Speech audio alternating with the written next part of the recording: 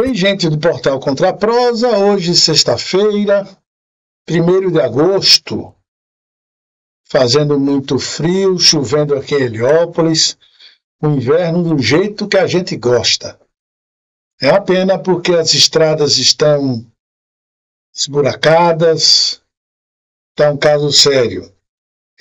Só um aviso para vocês, para a gente iniciar a conversa de hoje. No povoado Bendó, parece que o problema do poço foi resolvido. A localidade já está com água potável.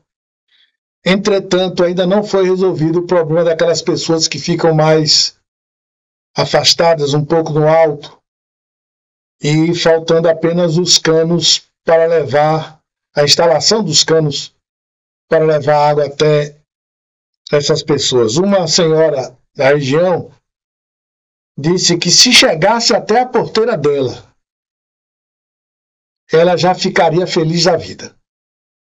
Porque o que ela está fazendo é pegando água da chuva, quando chove, e quando não chove, pegando água de tanques, ou dependendo de favores de pessoas. Então, não é só esse caso dela, tem outras famílias que estão passando pelo mesmo problema, mas o problema foi resolvido pelo menos na parte do povoado, faltando então esse povo para que a prefeitura tome suas devidas providências. Vamos começar aqui, depois desse aviso do Bendó, vamos agora para o portal Contra a Prosa para ver as principais notícias que estão lá no portal. Vamos ver aqui as principais notícias do Contra a Prosa. Nós temos aqui 4 manchetes. Hoje eu coloquei esse artigo aqui, ó. O grito e o silêncio como armas favoráveis aos poderosos. É um artigo em que eu faço a comparação. Não é bem uma comparação, é a constatação de que todas as vezes que a gente mexe com uma determinada elite, porque são várias elites, principalmente num país como o Brasil, você tem a elite do agronegócio, você tem a elite da política de esquerda, você tem a elite da política de direita, você tem a elite dos políticos que não é esquerda nem direita e dançam conforme a música. Você tem várias elites e todas elas têm influência nos poderes, principalmente quando estão relacionados com o presidente da República que foi eleito, com um partido político, etc, etc. E toda vez que a gente mexe com essa elite, acontecem coisas assim incríveis, como, por exemplo, desobediência total e irrestrita da Constituição, colocando à frente dos direitos do país, dos seus cidadãos, das suas cidadãs, das pessoas comuns, colocando à frente de todos esses direitos a vontade soberana daquele que assumiu um cargo, que foi presidente da República, ou que é presidente da República, ou que é governador, prefeito, etc, etc. Os que estão encastelados no poder, infelizmente, parecem que resistem à Constituição e às leis. Podem fazer o que desejarem. É uma coisa assim incrível. Isso acontece no Brasil e por incrível que pareça, na chamada maior democracia do planeta, que eu já não considero mais, depois que esse canário aí assumiu a presidência da República lá nos Estados Unidos, eu acredito que os Estados Unidos deixou de ser há muito tempo uma democracia plena. Aliás, não sou eu nem que estou dizendo, não. Tem uma entidade que mede o nível de democracia no mundo. A última vez que ela mediu, estava Bolsonaro aqui como presidente e lá o presidente anterior a Trump. lá foi considerado uma democracia, digamos assim, mediana, cheia de defeitos. E adquiriu a nota 7,86. E o Brasil adquiriu nota 7,2. Agora, com Lula na presidência, né, e com o Trump lá nos Estados Unidos, eu acredito que o Brasil até pode passar os Estados Unidos nessa detecção sobre a questão da democracia. Então, é uma democracia com vários defeitos. Um desses defeitos, além da questão da corrupção, é proteger as elites que estão no poder. Mas no caso aqui, em questão, eu vou fazer uma comparação, não do que acontece dentro do Brasil, mas o que está acontecendo agora, de fora para dentro. Já não bastava a gente aqui ter influências das elites, agora nós vamos ter influência de uma elite fora do Brasil, que resolveu meter o bedelho onde não lhe cabe, que é o caso dos Estados Unidos, interferir num processo judicial aqui no Brasil. Era o que faltava. Era o que estava faltando. E esse rapaz aqui, esse careco, Alexandre de Moraes, esse ministro, a história um dia vai reconhecer o trabalho que esse ministro está fazendo hoje. Porque, minha gente, ele está só, quase só. Não vou dizer que ele está só, porque alguns ministros já foram para a TV, já o apoiaram, aquela coisa toda. Todas as decisões que ele toma são apoiadas por maioria ou por unanimidade lá na corte. Portanto, ele não está só. Mas nesse país é muito comum, quando a gente toma uma atitude contra essas elites, não só as elites se voltam contra a gente, mas os seus seguidores também. Porque o seguidor é a voz do povo. E enquanto tiver um percentual significativo de pessoas que apoiam esse tipo de coisa que acontece no Brasil, infelizmente, a gente não vai resolver o problema por completo. A lei vai ser aplicada, vai ter gente aí que vai até dizer que Bolsonaro é inocente, que ele não teve nada a ver com isso, vai ter gente até que vai rezar ladainhas e orações todos os dias para livrar Bolsonaro desse problema. Um problema que ele próprio criou. E ele escolheu o ministro Alexandre de Moraes como seu algoz, como seu inimigo, como o antagonista dele. Como Lula fez, o mesmo modus operandi, como Lula fez quando Lula foi acusado naquele processo. Veja que Lula foi mais inteligente, foi mais, eu diria, mais, jogou as melhores cartas. Lula não brigou com o STF. Lula não brigou com com os ministros, com os desembargadores que votaram em segunda instância, não. Lula escolheu um juiz lá da primeira instância, como antagonista, que foi o Sérgio Moro.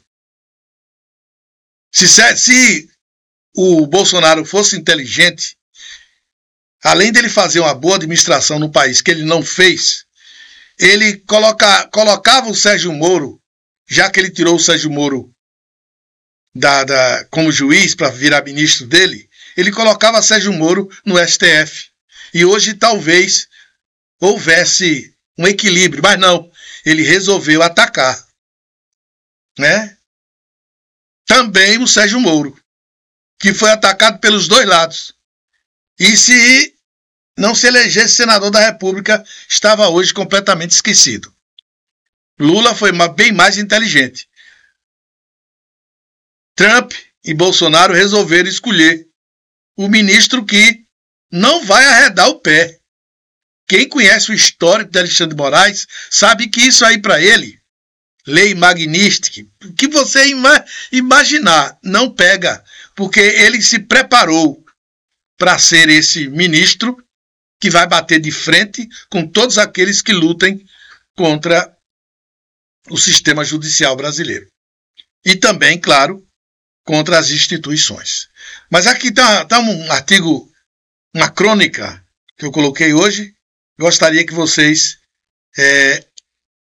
fossem lá para ver. Tem também, gente, a última pesquisa, a Semineto lidera com 53% a corrida eleitoral do ano que vem, e ele venceria tanto Jerônimo, como venceria também Rui Costa. Aqui está todos os dados da pesquisa. Pesquisa essa que está também, foi feita no Bahia Notícias e foi realizada pelo Instituto Paraná Pesquisas, né? Tá todos os detalhes aqui, os percentuais, está tudo aqui. Dê uma olhada lá no Contraprosa. E também temos aqui, ó, eu visitei 43 cidades ao longo da BR-230 nessa viagem que eu fiz. E essa cidade aqui, gente, Soledade, foi de uma grata surpresa. Pense numa cidade extremamente organizada, bonita, e eu fiz uma reportagem, fiz com esmero, com gosto, porque a cidade é encantadora. Tudo limpo, organizado. Cheguei na hora que estava tendo um velório. Uma pessoa lá muito querida morreu e estava tendo a missa de corpo presente, que lá o corpo eles colocam dentro da igreja. Aqui em Heliópolis não, mas eles colocaram dentro da igreja e fizeram a missa de corpo presente. E a cidade toda limpinha, organizada. Na cidade do tamanho de Heliópolis. Também 13 mil habitantes, 14 mil habitantes. Tamanho de Heliópolis. E uma maravilha. Tudo organizadinho, tudo bonitinho, tudo pintado, tudo... A rodovia passa do lado dessa igreja aí. E tudo está bonito e organizado. Vejam lá a reportagem também no Contraprosa. E para finalizar, né, o terremoto de Kamchatka, lá na Rússia, que acabou não dando em nada, né? Quer dizer, não em nada não. Teve destruição, a água invadiu, mas não causou tantas vítimas como os terremotos anteriores causaram, inclusive Tsunami, que todo mundo esperava ondas de não sei quantos metros. Aconteceram as ondas, estão vendo aí, principalmente atingiram lá o Japão, mas o Japão já tem expertise nessa questão de tsunami e terremoto e não teve maiores consequências, ainda bem. Bem, gente, vamos falar agora dos processos que estão rolando na justiça a respeito da campanha de Heliópolis. Claro que as informações só começaram a chegar depois das festas. Tudo foi decidido lá em junho. Antes do São João, ele já tinha a decisão. Porque está acontecendo uma coisa estranha na justiça baiana. Eles não querem dar publicidade. Eles não querem que a gente saiba o que está acontecendo. Então, sabe, foi uma coisa assim. Inclusive, vocês nem ouviram aí, nem viram. Vocês ouviram falar da comemoração do prefeito com relação a um processo que estava em Ribeira do Pombal sobre a compra de votos, que envolvia, inclusive, o empresário Celso, né? Sobre essa questão da compra de votos, etc, etc, etc. E o outro processo de abuso de poder político, quando ele faz aquelas contratações excessivas em ano eleitoral para justamente ganhar voto, que já foi julgado pelo juiz, que não viu nada, foi para Salvador e também já foi julgado por unanimidade, ninguém viu nada. Esse outro, agora, que foi julgado recentemente em Ribeira do Pombal, também deve estar seguindo para Salvador. Eu ainda não vou dizer para vocês, eu estava esperando que alguém, já pedi inclusive que me mandassem as peças para que eu possa mostrar aqui para vocês e comprovar com vocês de que estão sendo feitos recursos. Eu conversei com o Tiago,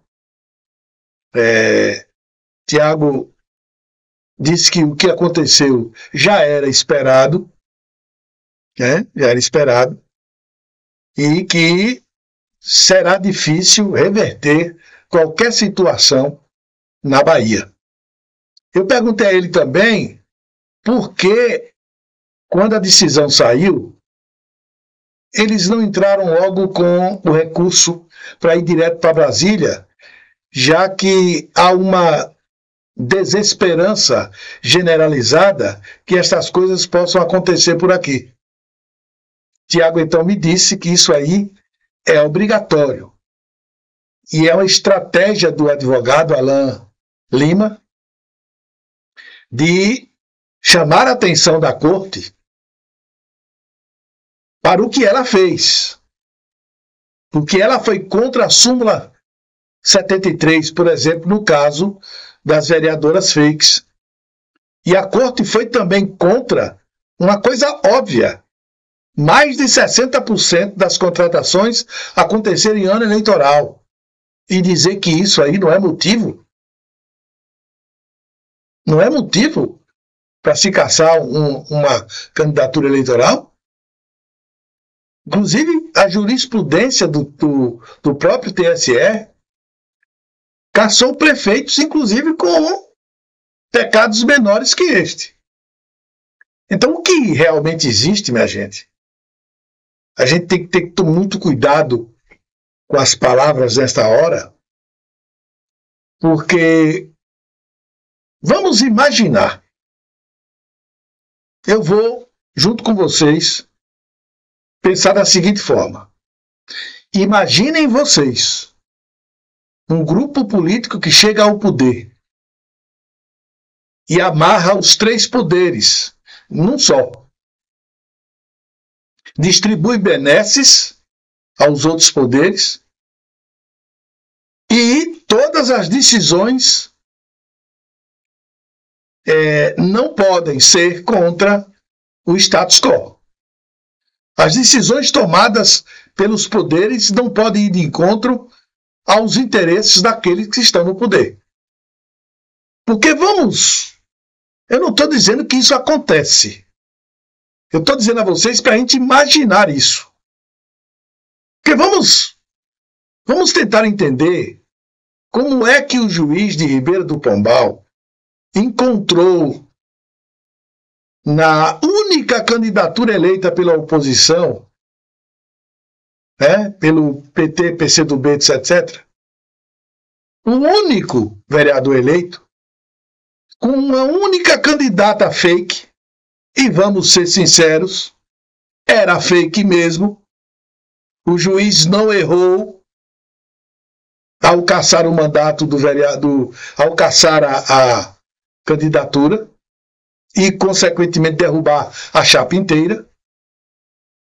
Vamos ser corretos que, pelo que tem ali, de fato, houve um esquema para colocação de candidata fake na chapa.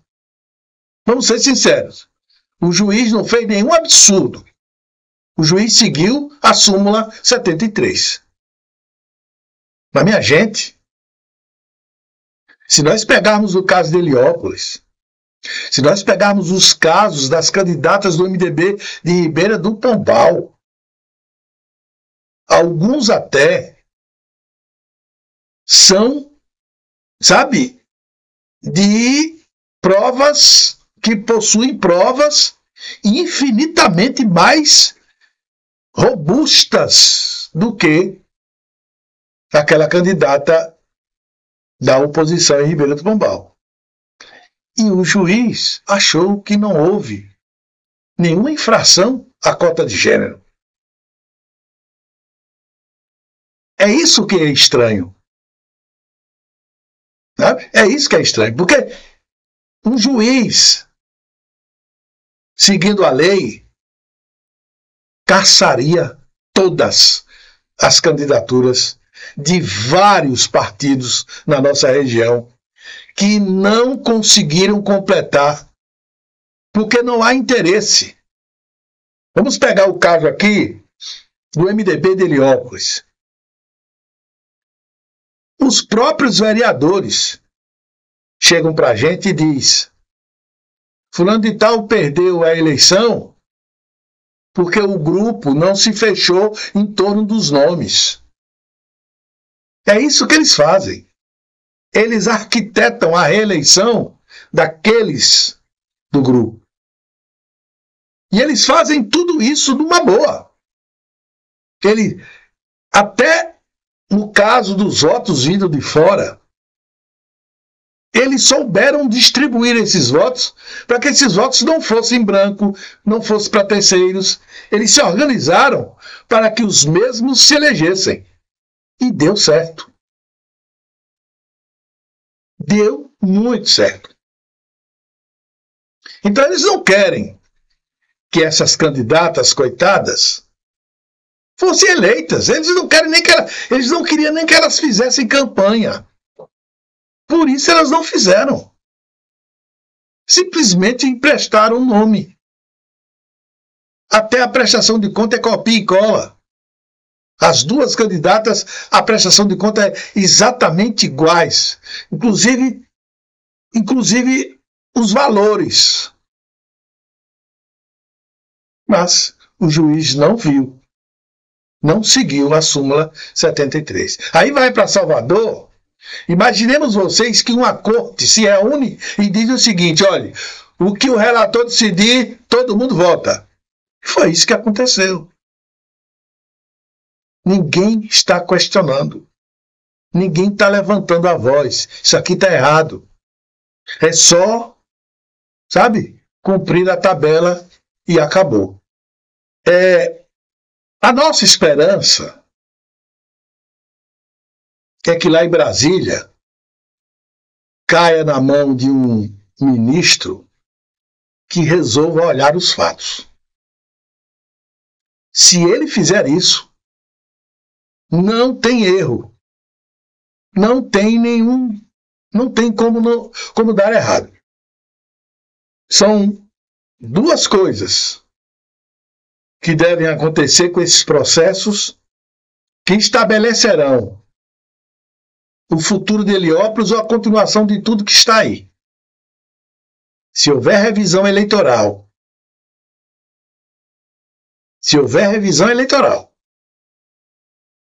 é uma esperança para Heliópolis. Se a chapa de vereadores cair, é uma esperança para Heliópolis. E se o prefeito tiver sua candidatura cassada e houver novas eleições, é uma esperança para Heliópolis.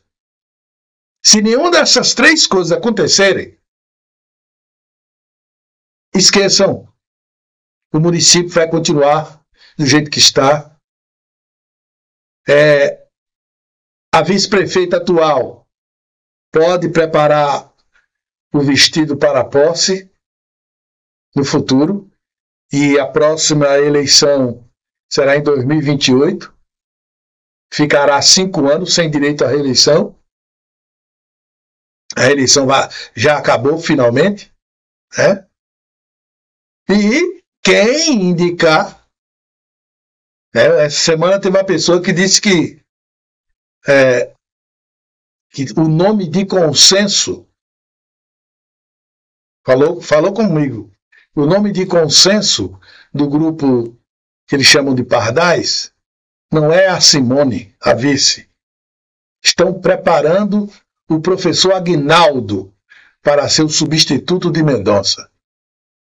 Se não tiver nada disso e Simone aceitar continuar sendo vice, porque pode, a reeleição agora ainda pode, então o Aguinaldo, por exemplo, o professor Aguinaldo, presidente do sindicato, pode também preparar seu terno para ser o futuro prefeito de Heliópolis.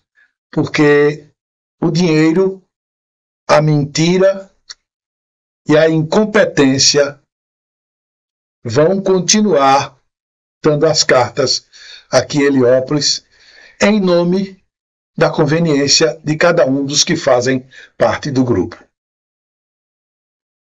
É isso. Então, fiquem tranquilos. que 2 processos estão descendo para o TSE. Um vai subir para o TRE. Não tenho esperanças que esse processo vai ter alguma análise. Uma pessoa vai cair na mão de uma pessoa que vai dar o veredito não acatando, né? Não vai acatar. Aí vai ser sistema eletrônico. Todo mundo vai ficar com o relator, vai dar unanimidade novamente. Se entrar com embargo, né, novamente vai ser negado e segue outro caminho. Vamos ver se até dezembro, se até o final desse ano, se os processos estarão julgados, né? E a gente então siga a nossa vida normal, sem esperanças ou com esperanças de que isso aqui vai mudar alguma coisa. É isso, gente, por hoje. Um abraço a todos vocês, muito obrigado. Estamos soltando aos poucos a série da BR-230 Transamazônica. Estamos terminando os últimos vídeos sobre... Aliás, falta apenas um, que é a cidade de Palmas, sobre a questão do Caminhos do Norte. Depois, com a viagem que eu fizer para a Transamazônica, é que algumas cidades serão incorporadas a essa série. O Lugar no Sertão vai continuar, porque aí é infinito, até chegarmos a todas as cidades do Nordeste brasileiro. E é isso. Queria que vocês continuassem aí dando a força ao canal, né? Um like, inscreva-se, arranje um amigo, a namorada, o vizinho, indique o canal, se inscreva, nos dê essa força e até uma outra oportunidade. Desapega de mim, desapega de mim. Só resta uma pedra em meu peito, desapega de mim. Desapega de mim, desapega de mim. Só resta uma pedra em meu peito, desapega de mim.